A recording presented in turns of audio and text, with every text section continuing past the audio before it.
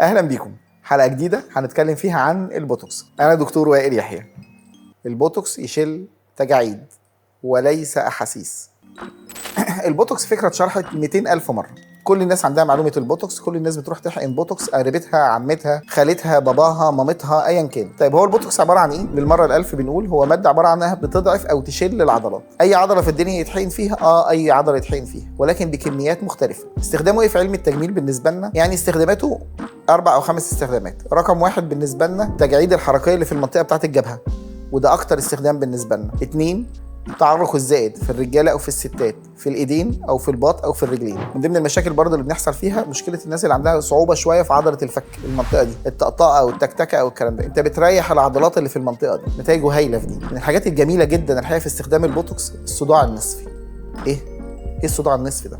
الصداع النصفي خلاص بقت حاجه ثابته النهارده، فيها بيتعمل له حاجه من اتنين: يا اما يحقن بوتوكس، يا اما تعمل شد جبهه بالمنظار، ودي هنلاقيها في حلقه شد جبهه المنظار. في 3 اعصاب حسيين موجودين، ادي واحد هنا، ادي 2، ادي 3. دايما البدايه بتاعت الصداع النصفي تبقى في منطقه من دول. لو انا ما عنديش حاجه عضويه وما عنديش سبب جامد للصداع النصفي، خلاص يبقى علاجه ان احنا نحقنه بوتوكس. طيب البوتوكس هيتحقن هنا عباره عن ايه؟ جلسه او جلستين، تيست اريا في الاول، وبعد كده نكمل بقيه الجلسات بتاعتنا. وكل سنه المريض بيحتاج جرعه كمان. ده بالنسبه للصداع النصفي.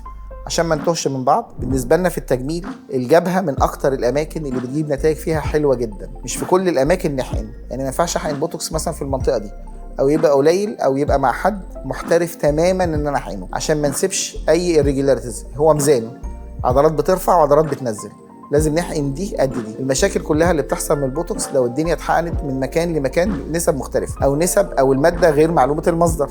نرجع تاني لماده غير معلومه المصدر، او طريقه التحضير مختلفه، او طريقه الحفظ هي تفرق. هو فايل البوتوكس يبقى صالح لمده 28 يوم، اكتر من كده يبقى باظ. يعني المريض بتاعي لازم يخلص جلسته كلها في خلال شهر. الجلسه بالتاتش اب بتاعها مره او 2 هي في خلال شهر واحد. الجرعات بتختلف، طبعا الجرعات بتختلف. اقدر احقن بوتوكس قد ايه؟ 3 أو 4 أو 5 مرات. وانس ان بدا يحصل عندي بقى خلاص، المفروض يبقى كده كاني بوكر فيس، مش باين عندي اي حركه. هنا دي من ضمن مساوئ البوتوكس. لازم واحنا بنتكلم نبقى شايف اللي قدامي ده بيضحك، بيهزر، زعلان، فرحان.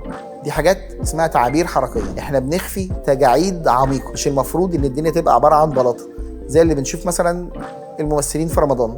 انت مش عارفه تعدي، يعني هي مش عارف يأدي، مش عارف يعبر، ده زعلان فرحان، هي بلاطه كده فوق. الحاجه الثانيه لازم نربط ده ببقيه الوش. ما ينفعش النهارده تبقى دي كانها ريجيفينيتد او رجعت نضارتها تماما، الكراميش الباقيه بتبان بزياده عن اللزوم، زي بالظبط سمير غانم كده، ظبطت البنطلون فالجاكيته ضربت. بيبان التجاعيد. هي بالانس، ربنا سبحانه وتعالى خلق لنا العضلات بتاعه الوش كلها بتعجز سوا، فلازم ترجع واحده واحده كده لو احنا قررنا ان احنا نعمل كده. كان معاكم دكتور وائل يحيى، ونشوفكم في الحلقه الجايه ان شاء الله.